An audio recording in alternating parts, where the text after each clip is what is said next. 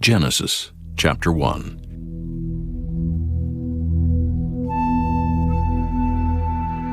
In the beginning God created the heaven and the earth was without form and void, and darkness was upon the face of the deep. And the Spirit of God moved upon the face of the waters. And God said, "Let there be light." And there was light. And God saw the light that it was good. And God divided the light from the darkness.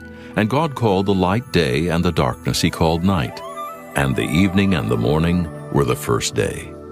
And God said, "Let there be a firmament in the midst of the waters, and let it divide the waters from the waters." And God made the firmament, and divided the waters which were under the firmament from the waters which were above the firmament. And it was so.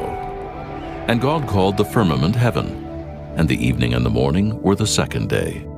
And God said, "Let the waters under the heaven be gathered together unto one place, and let the dry land appear." And it was so. And God called the dry land earth, and the gathering together of the waters called he seas. And God saw that it was good. And God said, "Let there be lights in the firmament of the heaven to divide the day from the night.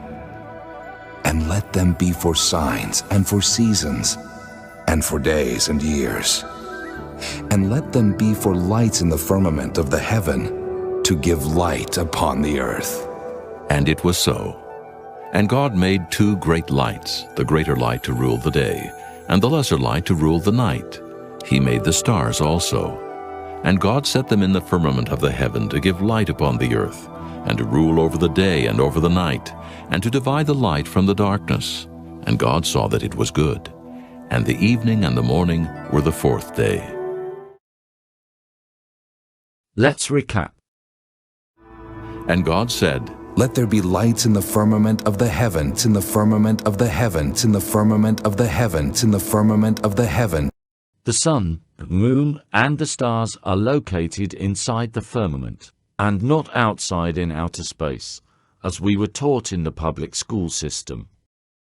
There's no outer space. The space above the firmament, it's God's territory, and nothing can enter therein. Primarily because of the Van Allen radiation belt, the sun, the moon, and the stars are all in our inner space, and not outer.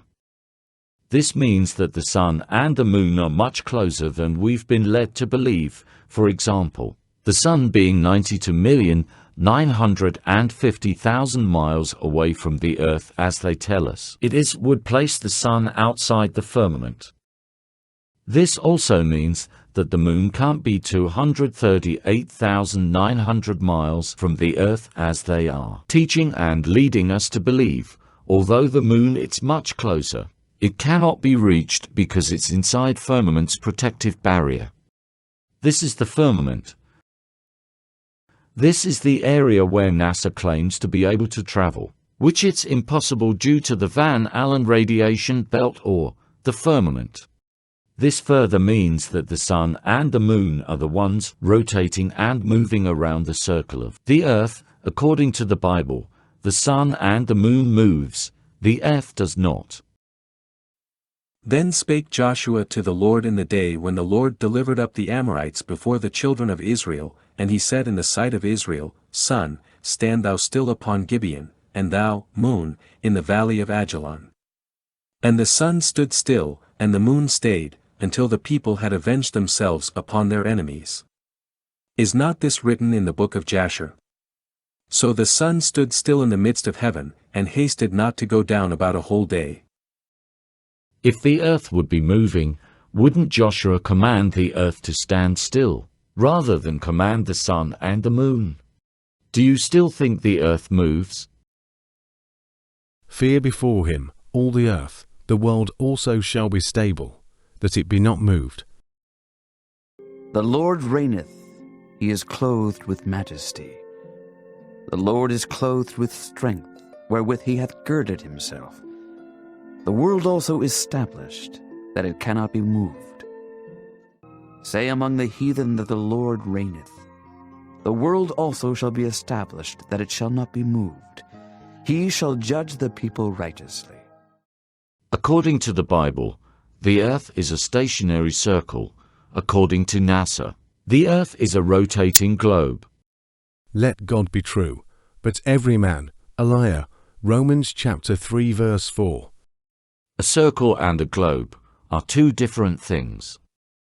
It is he that sitteth upon the circle of the earth, and the inhabitants thereof are as grasshoppers, that stretcheth out the heavens as a curtain, and spreadeth them out as a tent to dwell in. Ancient stationary plane level map. Circle, not a globe. We live under a dome called the firmament.